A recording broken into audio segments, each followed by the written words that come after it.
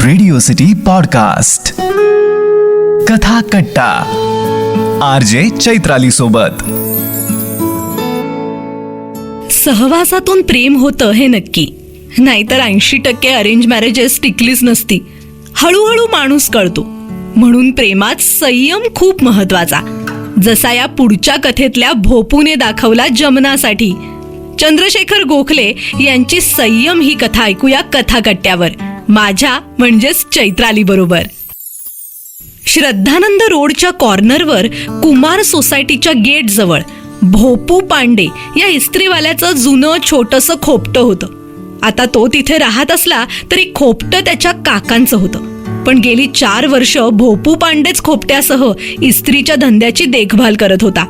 भोपू पांडेचं नाव भूपेश्वर पांडे, पण चाचाने आल्या आल्या ओळख करून दिली, ये हमार भोपू होत. मग काय, शॉर्ट फॉर्म आपल्याकडे लगेचच फेमस होतात. पण भोपू त्या काळी भलता फेमस झाला ते त्याच्या सुमधूर सुरेल आवाजामुळे. त्याच्या कामात तो चोख होताच, पण जळत्या कोळशांनी भरलेली त्याची अजस्त्र इस्त्री तलम कपड्यावरून फिरवताना त्याच्या गळ्यातून असे तलम अलवार स्वर निघायचे की कपडे न्यायला आलेला आणि कपडे द्यायला आलेला तिथेच खिळून उभा असायचा. फरमाईशी संपायच्या नाहीत आणि याची गाणी थांबायची नाहीत. वातावरण असं रंगायचं की एखाद्याला घरून बोलवायला आलेला मेंबर सुद्धा या रंगलेल्या श्रोत्यांमध्ये सामील व्हायचा. याचे कपड्यावर कपडे त्या गरम तापलेल्या इस्त्रीखाली तापून कडक व्हायचे आणि गाण्यामागे गाणं ऐकून जमलेले श्रोते पागळून पागळून विरघळून जायचे. तू प्यार का सागर है, जाए तो जाए कहा यासारखी गाणी ऐकून पब्लिक पागल नाही झाली तरच नवल. त्या काळात रेडिओ शिवाय करमणुकीचं साधन नव्हतं.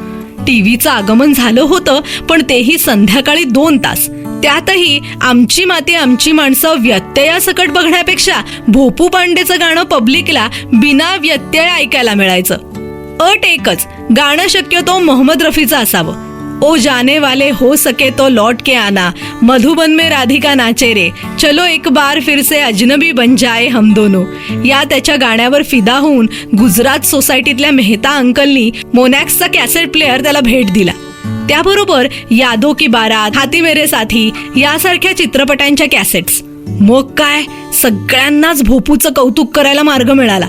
पैसे तर तो घ्यायचा नाही, पण गाण्याच्या ओढीने जरा संकोचून का होईना तो कॅसेट स्वीकारायचा.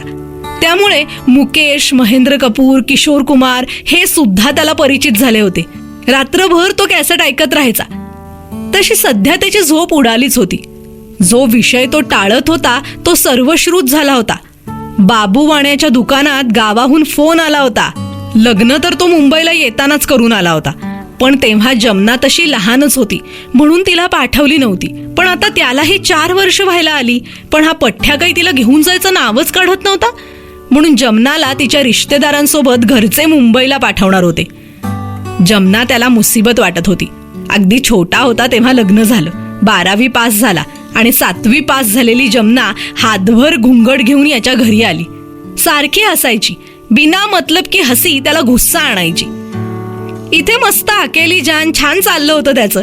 दाल रोटी खाओ प्रभू के गुण गाओ, तो यहाँ भी टपक पडी असं म्हणत तो तणतणायचा. पर होनी को कौन टाल सकता है. निरोप आल्याप्रमाणे जमना पण आली. घोट्याच्या वर साडी आणि गुडघ्यापर्यंत घुंगट. मुंह दिखाई की रसम खोपटातच पार पडली. 4-2 रिश्तेदार आणि 4-2 इथले तिथले मित्र, रसनाचं शरबत, जलेबी, भजिया, मुंह न बघताच मुंह दिखाई पार पडली. ती आली तरी भोपू खोपट्याच्या बाहेर इस्त्रीच्या मेजवरच झोपायचा आणि ती खोपटात. पण तिने तिचं रुटीन बसवलं. सकाळी नळावर जाऊन पाणी भरणं, कपडे धुणं, खोपटं झाडून पुसून लख्ख करणं, पिंपळाची सकाळ संध्याकाळ पूजा. मग काही दिवसांनी कुमार सोसायटीत जाऊन कपडे घेऊन येणं, तयार कपडे पोहोचवणं असंही काम तिने सुरू केलं. भोपूला याची खूप मदत झाली. आणि भोपूला सगळ्यात काय आवडलं तर ते मुंह दिखाईच्या पैशातून तिने ट्रान्झिस्टर आणायला लावला. तिलाही कॅसेट प्लेअर किंवा ट्रान्झिस्टर काहीतरी कानाशी लागायचं. तो गाणं ऐकत असला तरी ती त्याला डिस्टर्ब करायची नाही. तिने गावाला लिहिलेल्या पत्रात भोपूच्या गाण्याचं कौतुक केलेलं त्याला बहिणीकडून समजलं आणि याच्या मनातली अढी जरा कमी झाली. बाकी कुछ भी नहीं, लेकिन जमना खाना बहुत ही उम्दा बनाती है हे सगळ्यांना सांगून झालं. पण अजून तशी जान पहचान होत नव्हती. तुम रूठी रहो मैं मनाता रहूं किंवा तुम कमसिन हो नादा हो ही गाणी त्याला तिच्यासाठी तिच्या समोर म्हणायची होती. पण धीर होत नव्हता, सुरुवात मिळत नव्हती. ती आपणहून त्याच्या समोर यायची नाही, घुंगट उचलायची नाही. त्यात तिने फॉल बिडिंगचं नवीनच काम गळ्यात घेतलं होतं. जोडधंदा, घर बैठे कमाई. एकदा तो म्हणाला सुद्धा तिला, ये का करत हो, कोनो जरूरत नाही. तेव्हा ती त्याला म्हणाली, खाली बैठन से तो ठीक, बाके हातन में काम हो. पण तिने त्याच्याकडे बघणं टाळलं होतं. त्यालाही संभाषण सुरू ठेवून तिच्याजवळ जाणं शक्य झालं नव्हतं. अजून लहान आहे, जी ओढ माझ्या मनात जागी झालीये त्याची जाणीव तिला झालेली नाही असं त्याला वाटलं. पण खरं कारण वेगळंच होतं. बाबू वाण्याच्या बायकोने असंच सांगितलं, तू इथे आलीस ते भोपूला आवडलं नाही, खूप वैतागला होता. आम्ही समजावलं म्हणून त्याने चालवून घेतलं. तेव्हा तू पण त्याची मर्जी बघून वाग. तिच्या मनात ही भीती होती याची भोपूला कल्पना येणं शक्यच नव्हतं.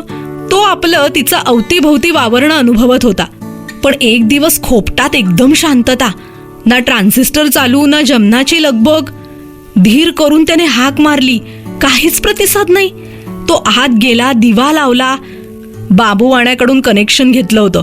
दिवसा दिवा लावायचा नाही ही त्याची पहिली अट होती, पण तरी त्याने दिवा लावलाच. जमना झोपलीच होती. कसं शक्य आहे? त्याने धीर करून तिचा हात हातात घेतला. निखाऱ्यासारखा तापला होता तो. दचकला. त्याने घाईने तिचा घुंगट दूर केला आणि त्याचे डोळे विस्फारले. श्वास अडकला. त्याच्या डोळ्यांवर विश्वासच बसेना. हे कसं शक्य आहे, हे कसं शक्य आहे? त्याने जोरजोरात हाका मारल्या, जमना जमना. ती भेदरून जागी झाली. उठायचं त्राण नसतानाही ती चाचरत म्हणत होती, मी उठतच होते. तिला कुशीत घेत तो म्हणाला, तुम लेटी रहा, तोहार बदन बुखार से जल रहा. आणि ती बेशुद्ध अवस्थेत म्हणत होती, मला माहितीये मी इथे आलेले तुम्हाला आवडलेलं नाहीये. मी परत जाईन. मी देहाती, अनपढ, मैं आपको नहीं जज सकती. तिला कुशीत घेऊन भोपू रडायलाच लागला. जमना जमना, ये क्या बोल रही हो? त्या गडबडीत त्याला सांगायला अवसरच मिळाला नाही की जमना तुम बला के सुंदर हो. तुम जैसा हीरा इस बंदर के गले में कैसे आ गया? किसी जमींदार के यहाँ राज करती तुम इस धोबी के घर कैसे पहुंच गई? दिवसा लाईट लावलेला बघून बाबूवाणी तणतणत आला. पण जमनाचं दैवी रूप आणि हालत बघून त्याचेही हातपाय गळाले. भान राखत त्याने कोपऱ्यावरच्या डॉक्टरांना बोलवून आणलं. डॉक्टरांनी तपासलं, लगेच 2 इंजेक्शन्स दिली. फ्लूचा ताप असल्याचं सांगितलं. काही पथ्य आणि पूर्ण विश्रांती सांगितली. आणि भोपूनेही भरभरून आपलं प्रेम निछावर केलं. बहारो फूल बरसाओ, तुम कमसिन हो नादा हो, मैं निगाहे तेरे चेहरे से हटाऊं कैसे, चौदवी का चांद हो तुम, यासारखी गाणी फक्त तिच्यासाठी म्हणत अगदी स्पंजिंग करण्यापासून ते दाल खिचडी भरवण्यापर्यंत त्याने सगळं केलं. कुमार सोसायटीवाले सुद्धा त्याला फक्त इस्त्रीवाला समजत नव्हते. कपडे इस्त्रीला देणं हे तर निमित्त होतं. खरी ओढ त्याच्या दैवी गाण्याची होती. त्याची परतफेड या मंडळींनी या निमित्ताने केली. प्रेमाचा साक्षात्कार झाल्यावर दैवी आवाज अजूनच बहरला.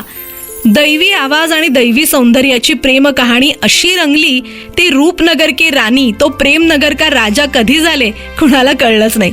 कोणीतरी भोपूला अमीन सयानी यांच्यासमोर उभं केलं आणि जणू सौभाग्याचं आलिशान नगरच त्याच्यासाठी खुलं झालं. पण अजूनही श्रद्धानंद रोडवर 4 जुनी टाळकी जमली की त्यांच्या बोलण्यात भोपू आणि जमनाची अनोखी प्रेम कहाणी अजूनही रंगत जाते. रेडिओ सिटी पॉडकास्ट कथा कट्टा, आरजे चैत्राली सोबत.